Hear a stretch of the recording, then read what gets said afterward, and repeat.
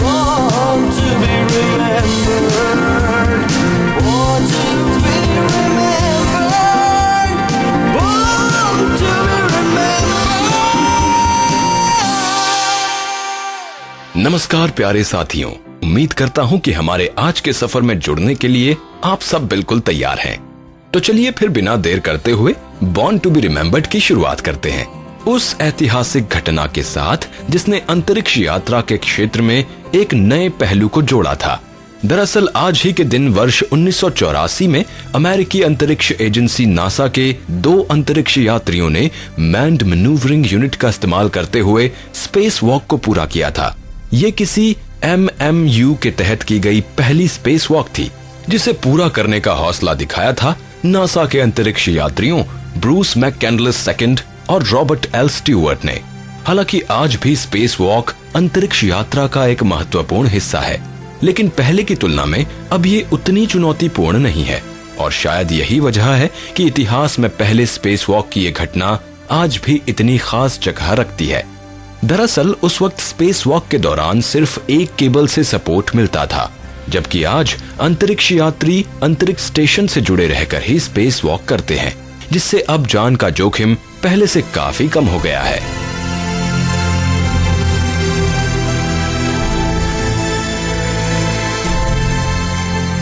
Space walk का मकसद अंतरिक्ष में मौजूद कृत्रिम उपग्रहों की मरम्मत करना होता है।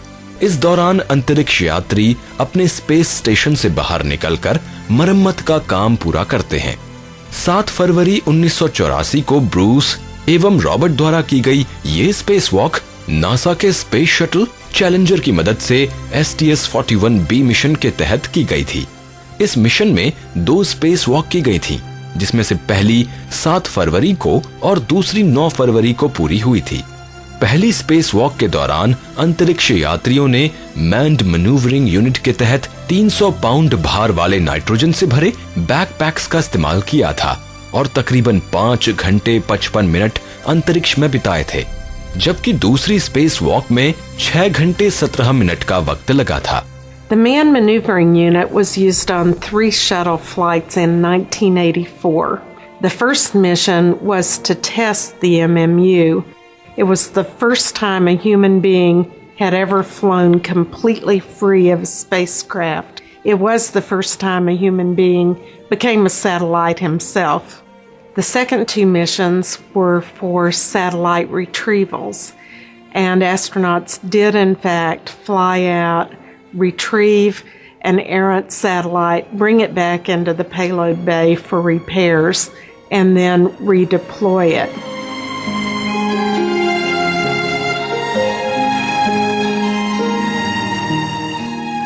इस ऐतिहासिक घटना के बाद बहुत से सुरक्षा मानकों को ध्यान में रखते हुए नासा ने स्पेस वॉक के लिए मैन्ड मैन्यूवरिंग यूनिट का प्रयोग बंद कर दिया था। नासा ने ये महत्वपूर्ण फैसला 1986 में स्पेस शटल चैलेंजर हादसे के बाद लिया था, और इसीलिए ये कहना गलत नहीं होगा कि वर्ष 1984 के बाद कोई भी फ्री स्पेस वॉक हुई ही नहीं। वैसे एक खास बात ये भी है कि अंतरिक्ष की दुनिया में हमारी आज की जीत ऐसे ही कई हादसों का परिणाम है। इसीलिए धन्य है वो युवा जो ऐसी चुनौतियों को स्वीकार करते हैं, ताकि हम और ये दुनिया विकास की राह पर आगे बढ़ती रहे।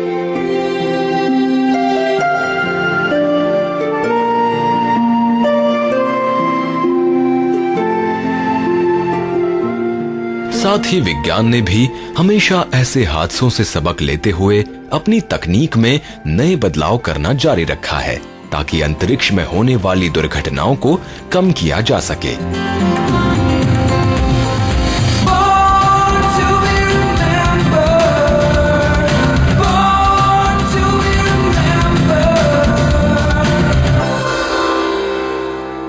इस जहां में लोगों की फितरत को समझना आसान नहीं होता, लेकिन जिनके हुनर बोलते हैं उसे सलाम करना पूरी दुनिया का अरमान होता है।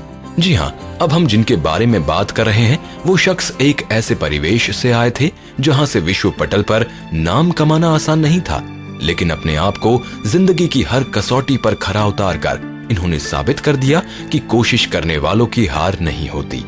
7 फरवरी वर्ष 1812 में इंग्लैंड की गलियों में एक ऐसे बालक ने जन्म लिया था जिसे आज तक प्रतिष्ठित ब्रिटिश उपन्यास लेखकों में शुमार किया जाता है।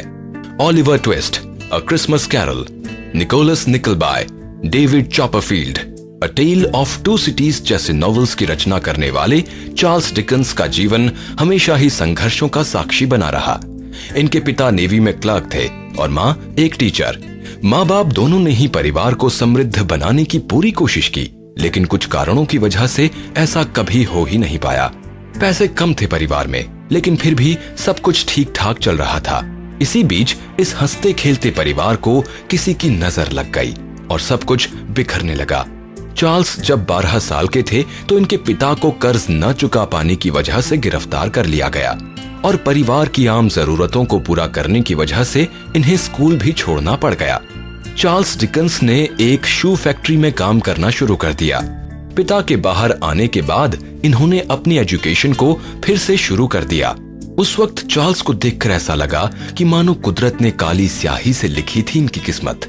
अचानक 15 साल की उम्र में फिर से चार्ल्स को स्कूल छोड़ना पड़ा और एक बार फिर से इन्होंने अपने परिवार को सपोर्ट करना जारी रखा। इन सारे कामों के बीच चार्ल्स ने कहीं ना कहीं अपनी मासूमियत को जिया ही नहीं और वक्त से पहले ही परिपक्व होते गए। आगे चलकर उनका यही दर्द शायद इनकी राइटिंग्स में नजर आया और इन्होंने बहुत कुछ ऐसा लिखा जो प्यार व समाज के रिश्ते के साथ साथ लोगों के दिलों को भी छू गया। The linchpin for his drive, I think, was this sense of having been almost unjustly served as a child. And his sense of social injustice is very acute. His sense of institutions that are corrupt and dead and deadening, and he really goes for the jugular on people he thinks are exploiting other people.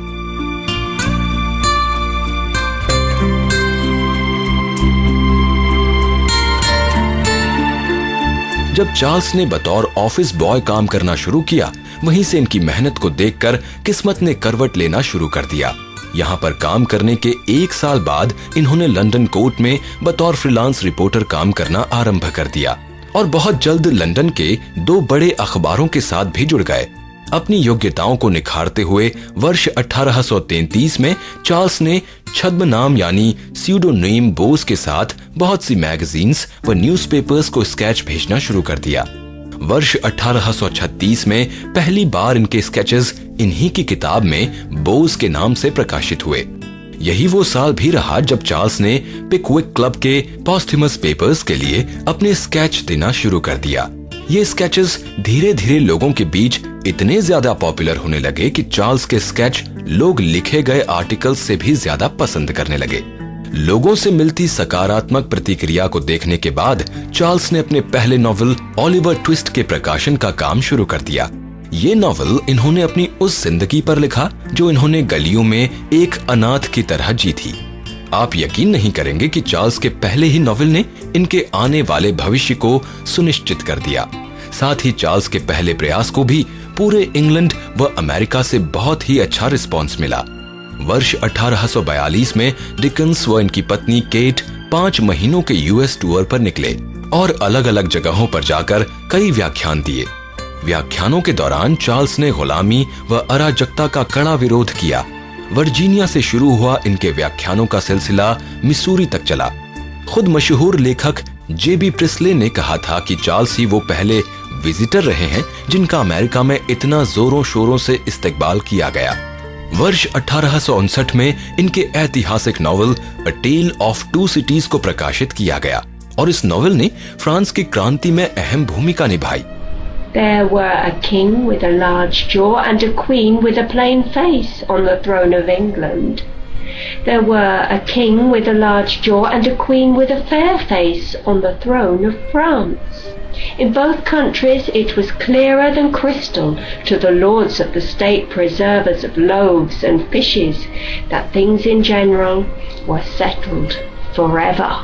Charles ने न सिर्फ ताउम्र लिखने के प्रति अपनी प्रतिबद्धता को जाहिर किया, बल्कि समाज में कई ऐसे मुद्दों पर भी बोले जिन्होंने गुलामी से आजादी पाने के लिए जनता को प्रेरित किया।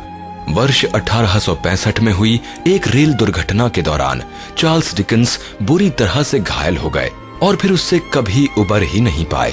और 9 जून 1870 में 58 वर्ष की आयु में इनका देहांत हो गया।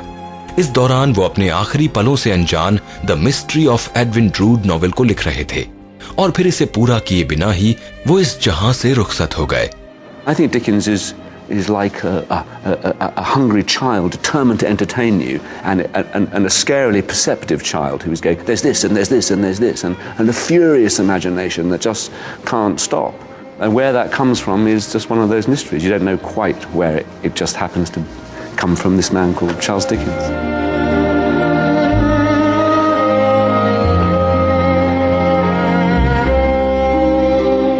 आज भले ही चार्ल्स डिकेंस हमारे बीच नहीं है, लेकिन उनके लिखे लेख, उनके उपन्यास हमेशा हमारे दिल के करीब रहेंगे और याद दिलाते रहेंगे कि लेखक का दिल अक्सर उसकी कलम के जरिए ही समझा जा सकता है। Born to be remembered. Born to be remembered.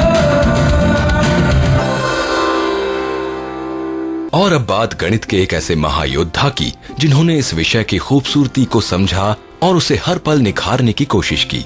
हमारे देश के महान गणितज्ञ श्रीनिवासा रामानुजन को जिस जौहरी ने परखा था वो कोई और नहीं बल्कि यही थे, जिसका सबसे बड़ा कारण यही था कि गणित इन दोनों की सांसों में मौजूद रहती थी।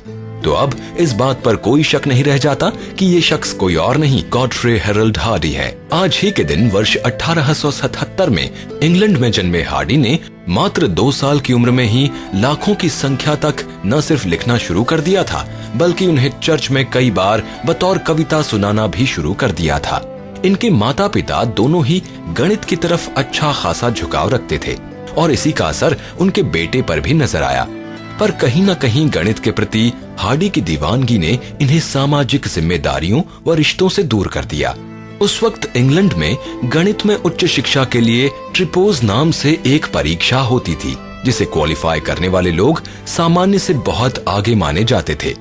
हार्डी ने भी स्कूलिंग पूरी करने के बाद ट्रिनिटी कॉलेज में दाखिला लिया और 2 साल के भीतर ही सर रॉबर्ट एल्फ्रेड हर्मन के मार्गदर्शन में बेहद ही कठिन मानी जाने वाली ट्राइपोज की परीक्षा उत्तीर्ण कर ली। इस परीक्षा में हार्डी का स्थान चौथा था। वर्ष 1900 में इन्होंने इस परीक्षा का दूसरा चरण भी पास कर लिया और आगे की पढ़ाई के लिए स्कॉलरशिप प्राप्त की। वर्ष 1903 में मैथमेटिक्स में एमए की पढ़ाई पूरी करके इन्होंने उस वक्त बेहद ही कठिन माने जाने वाली गणित की डिग्री भी अपने नाम कर ली। इसके बाद इन्होंने कैम्ब्रिज में बतौर लेक्चरर ज्वाइन किया और वो हफ्ते में मात्र 6 घंटे ही पढ़ाते थे ताकि गणित में अपने शोध को जारी रख सकें। वर्ष 1919 में प्रथम विश्व युद्ध के दौरान इन्होंने कैम्ब्रिज छोड़कर ऑक्सफोर्ड से जुड़ने का निश्चय किया, लेकिन वर्ष 1931 में ये एक बार फिर कैम्ब्रिज से जुड़ गए और ताउम्र फिर यहीं पर रहकर अपने काम को आगे बढ़ाते रहे।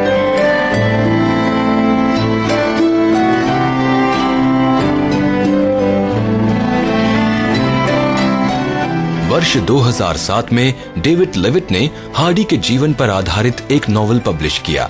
और क्या आपको पता है कि इस नॉवेल का नाम क्या था? इसका नाम था द इंडियन क्लर्क।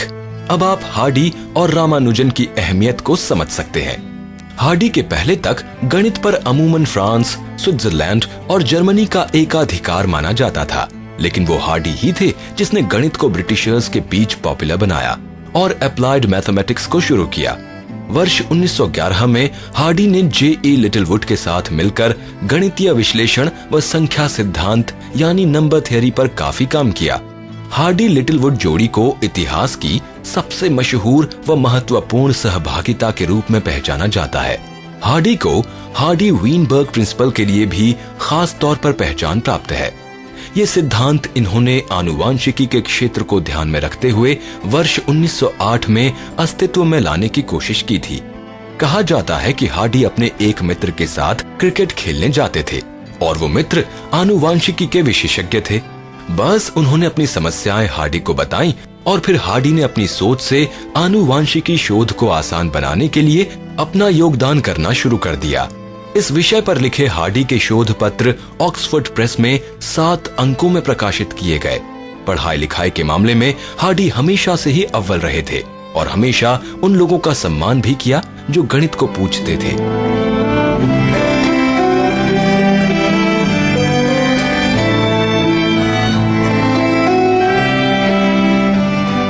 इनके व्यक्तित्व को सामाजिक कसौटी पर काफी रूढ़ माना गया है। बहुत से लोगों का कहना है कि हार्डी जब कभी किसी होटल में रुकते थे, वहाँ के सारे शीशों पर टॉवेल डाल दिया करते थे। यहाँ तक कि उन्होंने शादी भी इसलिए नहीं की क्योंकि वो अपना समय किसी और के साथ शेयर नहीं कर सकते थे। लेकिन इनके जानने वालों की फेहरिस्त में एक नाम ऐसा था जिसे हार्डी के जीवन की सबसे बड़ी उपलब्धि माना जाता है। हार्डी से जब एक बार सवाल पूछा गया कि उनके पूरे जीवन में गणित के क्षेत्र में सबसे बड़ी खोज क्या रही है, तो इस पर हार्डी का जवाब कुछ यूं था कि मैंने अपने जीवन में बहुत कुछ नया किया, लेकिन अगर बात मेरी सबसे बड़ी उपलब्धि की होगी तो वो सिर्फ और सिर्फ एक है। वो ना ही कोई सिद्धांत है और ना ही कोई पुरस्कार। वो उपलब्धि है श्रीनिवास रामानुजन की खोज। I suppose that it is always a little difficult for an Englishman and an Indian to understand one another properly. The real difficulty for me is that Ramanujan was, in a way, my discovery. I did not invent him. Like other great men, he invented himself. But I was the first really competent person who had the chance to see some of his work. And I can still remember with satisfaction that I could recognize at once what a treasure I had found. I owe more to him than to anyone else in the world, with one exception. And my association with him is the one romantic incident in my life. वाकई में ये जवाब आज भी हमारा सिर गर्व से ऊंचा कर देता है, क्योंकि ये भारत के महान गणितज्ञ हैं और इनकी भी दीवानगी गणित के लिए वैसी ही थी जैसी हार्डी की। बस फर्क सिर्फ इतना था कि जब जिंदगी रामानुजन के लिए अपने रास्ते बंद करने जा रही थी, तब इन्हें अपनी जिंदगी के रास्ते मिलने लगे। रामानुजन के जीवन के बारे में हम पहले भी बात कर चुके हैं। वर्ष 1913 में जब इन्होंने हार्डी को एक पत्र लिखा, तो हार्डी इस बात को जानकर हैरान हो गए कि जटिल से जटिल गणितीय गुत्थियां रामानुजन ने अपने सपनों में हल कैसे कर ली। I beg to introduce myself to you as a clerk in the accounts department of the Port Trust Office at Madras on a salary of only £20 per annum. I am now about 23 years of age. I have had no university education, but I have undergone the usual school course. After leaving school, I have been employing the spare time at my disposal to work at mathematics. I have made a special study of divergent series in general, and the results I get are termed by the local mathematicians as startling. I would request you to go through the enclosed papers. Being poor, if you are convinced that there is anything of value, I would like to have my theorems published. Being inexperienced, I would very highly value any advice you give me, requesting to be excused from the trouble I give you. I remain, dear sir, yours very sincerely, yes, Ramanujan. उन्होंने रामानुजन को Cambridge बुलाया और उनके प्रयासों को दुनिया के सामने लाने में उनका पूरा साथ दिया।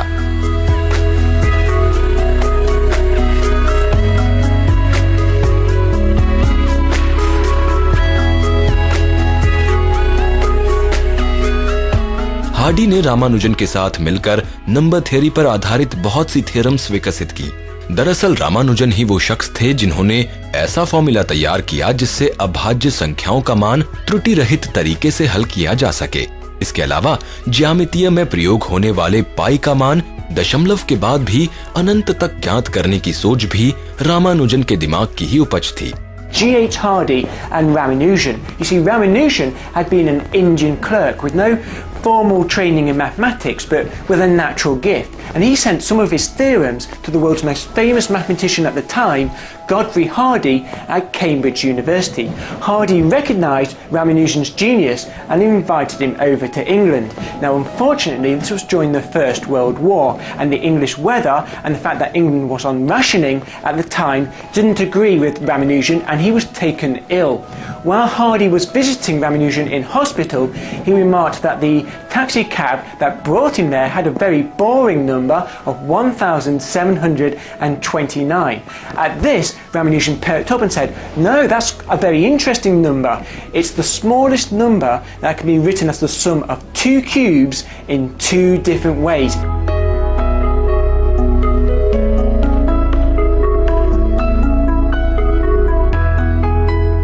हार्डी और रामानुजन जितने भी समय साथ रहे, बेहद ही अच्छे मित्रों की तरह रहे। लेकिन 32 वर्ष की अल्पायु में रामानुजन की मौत के बाद भी हार्डी ने उनके सिद्धांतों का प्रकाशन जारी रखा। रामानुजन ने छोटे से जीवन में 3000 से भी ज्यादा थ्योरम्स की रचना की थी, जिन्हें आज तक सिद्ध किया जा रहा है। अगर आज दुनिया रामानुजन की विद्वता को जानती व समझती है तो उसका सबसे अधिक श्रेय हार्डी को ही जाता है। अपनी जिंदगी किसी एक विषय पर कुर्बान कर देना कोई आसान काम नहीं है, लेकिन रामानुजन और गॉडफ्रे हेरल्ड हार्डी दोनों ने ही ऐसा करके इतिहास में अपना नाम हमेशा हमेशा के लिए अमर कर दिया। आज हमारी पूरी टीम व समस्त वैज्ञानिक समुदाय की तरफ से हार्डी जैसे महान गणितज्ञ को तहे दिल से सलाम। Born to be remembered. Born to be remembered. अब अपने दोस्त संदीप भट्ट को दीजिए आज के एपिसोड को यहीं पर समाप्त करने की अनुमति। मिलते हैं कल फिर से एक बार बॉर्न टू बी रिमेम्बर्ड में। नमस्कार। मैं बनना चाहूँ जैसा पर शायद सपनों में, मैं उड़ना चाहूँ जैसा पर शायद सपनों में।